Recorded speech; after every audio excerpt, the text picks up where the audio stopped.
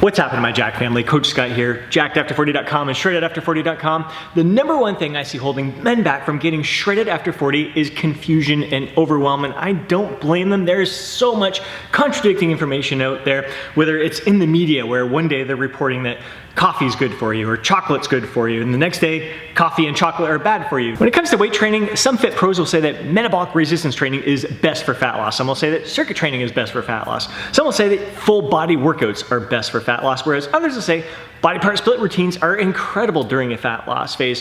Which one is right? It's so contradicting, so confusing and overwhelming. When it comes to cardio, some fit pros will say that HIIT is best, and they'll argue that traditional cardio is long, boring, waste of time that beats you up. And there's other fit pros who'll say that cardio is incredible for us men over 40, great for our heart health, our circulatory health, and they'll say like one of the best things you can do is get out for a walk 30 minutes a day. It's great for active recovery. So there's gonna be some arguments back and forth when it comes to that. And when it comes to diet, you got some fit pros who'll say that a keto diet is best. You got others that'll say high carbohydrates is best. Others that high protein is best.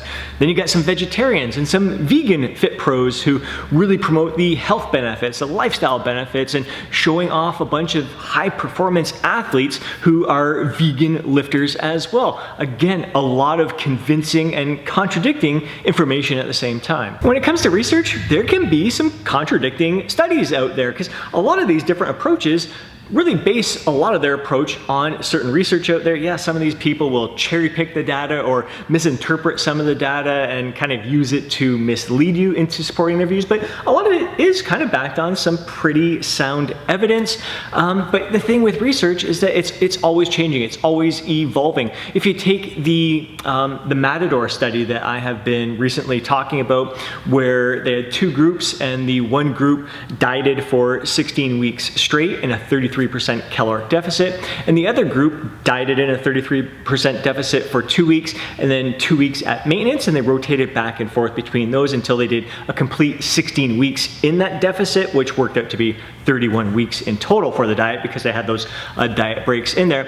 And the group who took the diet breaks ended up losing less muscle mass during that process. So they were able to preserve their muscle mass while burning the same amount of fat during the entire process there. And it was more sustainable. They were able to maintain their weight afterwards, so greater success in maintaining their weight. So I've been talking a little bit about this, but mentioning at the same time that I'd really like to see some other studies. Is the secret 2 weeks on, 2 weeks off? What if it was 2 weeks on, 1 week off, or 3 weeks in a deficit and just 1 week at maintenance level calories? We'd like to see a lot more studies, and sure enough, one came out recently where it was 3 weeks on, 1 week off, and it found basically no difference between the two groups in terms of preserving muscle mass, in terms of fat loss, in terms of weight loss. Both groups basically came out the same. Even psychologically, it seemed to be just as tolerable between the two groups, maybe a tiny little bit more sustainable for the group who had a diet break in there, but some people thrive from the consistent diet phase, just completely remaining in a deficit, get it done, get it over with, whereas other people really respond well to the diet breaks. For me, personally, this Matador study came out back in 2017. Recently been paying more attention to it in the past few months, and I've had some clients trying to, again, it really comes down to suiting the client and if it kind of piques their interest. And there were a few clients who thought, you know what, I've got a ways to go in regards to my fat loss. Why not plan in some diet breaks throughout this process here to make it a little bit more sustainable and to kind of teach myself what maintenance level calories is like. Most of them didn't want to do the 2 weeks on, 2 weeks off. They really felt that just a 1 week diet break would be good for them. So we've been going with 2 weeks of a diet, 1 week at maintenance level calories, and it's been going incredibly well for each of them. They're really enjoying it. Yeah, it's gonna make the process last a little bit longer because you have those diet breaks in there, but it's also making it a lot more manageable for them as well. Like they're really enjoying, they're looking forward to it. Like, all right, it's only 2 weeks of dieting, then I get to eat at maintenance level calories. I get to bump up my calories, replenish myself, get more energized, and they don't mind the process taking a little longer. Whereas there's some clients who they just want to get it done and over with. For me personally, I like the idea of getting it done and over with. I want to get this diet done so I can get back to maintenance and a gentle surplus to build up my physique. And that's the big take-home message that I want to kind of instill into you when it comes to dealing with all this confusion and overwhelm, is to take it all with a grain of salt. Like when it comes to the research specifically, always take research, any kind of new study, with a grain of salt, because you could have, obviously a lot of people would put all of their weight in that Matador study. This is clear that this is an effective approach. It's got to be the best way. And then what happens? A few years later, this new study comes out that shows really there's kind of no difference. Again, it wasn't the same timeline. It wasn't 2 weeks on, 2 weeks off. It's 3 weeks on, 1 week off. But what happens when research changes and you kind of attached your identity, your way of life to this one study that now has some contradicting information in there? The main thing is just you take this research with a grain of salt, try it yourself. How does it work for you? Do you enjoy it? Does it suit your lifestyle? Do you feel energized? Does it feel more natural to you? Is it something you can sustain? Is it more of a lifestyle approach to you? You always hear me talking about I prefer you to just work with your natural eating tendencies and just eat a little bit less and try to build upon those natural eating tendencies, trying to improve upon your nutrition choices slowly but surely, making those improvements over time. But it all seems natural to you. You're not flipping your life upside down. You're not trying to fit your life to a diet plan. You're trying to fit that diet plan to your life. That's the approach that resonates best with me. But every once in a while, you see a study come out or you hear something and it intrigues you, piques your interest. And rather than trying to, again, get a closed-minded point of view, a narrow-minded point of view, and say, this sounds incredible. Like, look at the research that's back behind this, or this person is really, really convincing in their argument for this one approach, and just investing yourself fully in this approach. Really have an open mind that I'm just going to give this a try, see how it works for me, and move on from there. It may work great for you. It doesn't mean it's going to work great for everybody. That's the big thing when it comes to especially all of these different diet plans out there. You can't argue, like I can't personally argue with someone who's experiencing great results with a ketogenic diet. They're loving it, it suits their lifestyle, it's been sustainable, they've been following it for like 5 years, and it suits them incredibly well. They've experienced great results, they feel great, they're living their life to the fullest. Who am I to argue with that? Just because I don't think keto might be the best diet for some people out there doesn't mean that it might not be the best one for them. It may be the perfect fit for them. So there was another meta-analysis done not that long ago that took a look at all of the different diets out there, all the different diet plans, and they all worked basically effectively the same, very similar across the board in regards to weight loss, fat loss, sustainability, and everything. So what they concluded was basically you got to find the diet plan that suits you best, that really resonates best with you.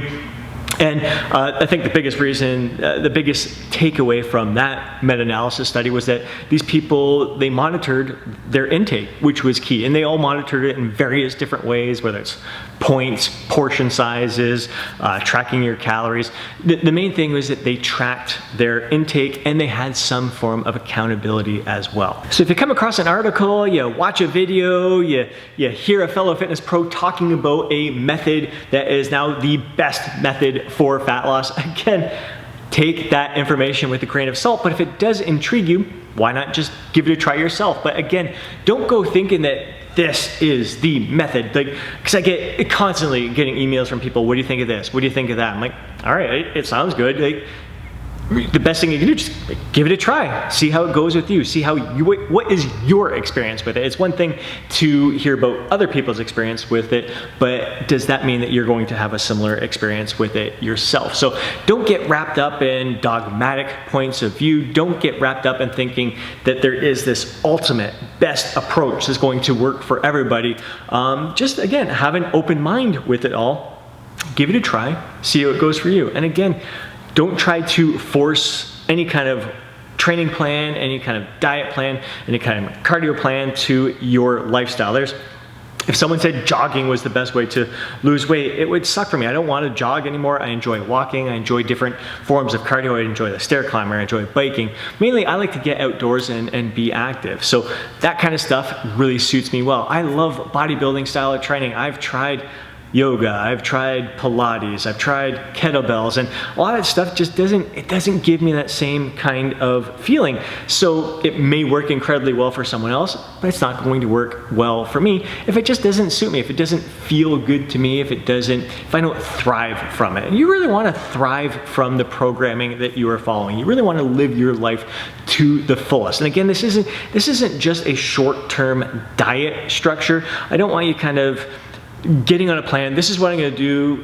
while I'm trying to get shredded after 40, and then I'm going to completely change and do something different afterwards. I'm going to eat completely different. I'm going to train completely different. How I train when I'm trying to lose fat or build muscle is very, very much the same. There's no secret fat burning workouts here. It all works. It's just a matter of controlling my caloric intake, and you can do that with whatever diet plan you're following.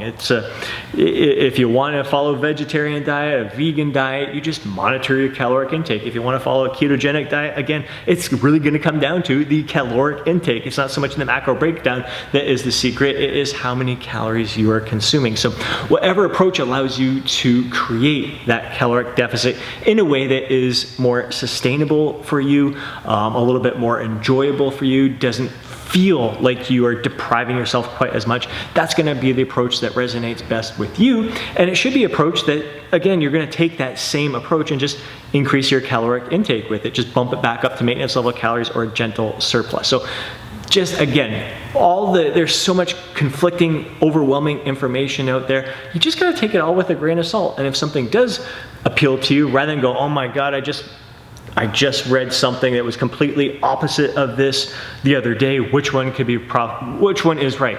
The only way you're gonna know which one is right is to try them, see what one suits best for you. So that's how I deal with all the confusion and overwhelm with the conflicting information that we see out there in the fitness industry. If you enjoyed today's video, please do me a favor and smash that thumbs up button. I'd really appreciate it. If you know a fellow bro who would benefit from watching today's video, do me a favor and share it with them. More than anything, I'd love to hear from you down in the comment section below. Let me know how you deal with this confusion and overwhelm in the fitness industry. And before you go, don't forget to download your free guide, Jacked After 40. Have yourself an amazing day. Catch you in the next video.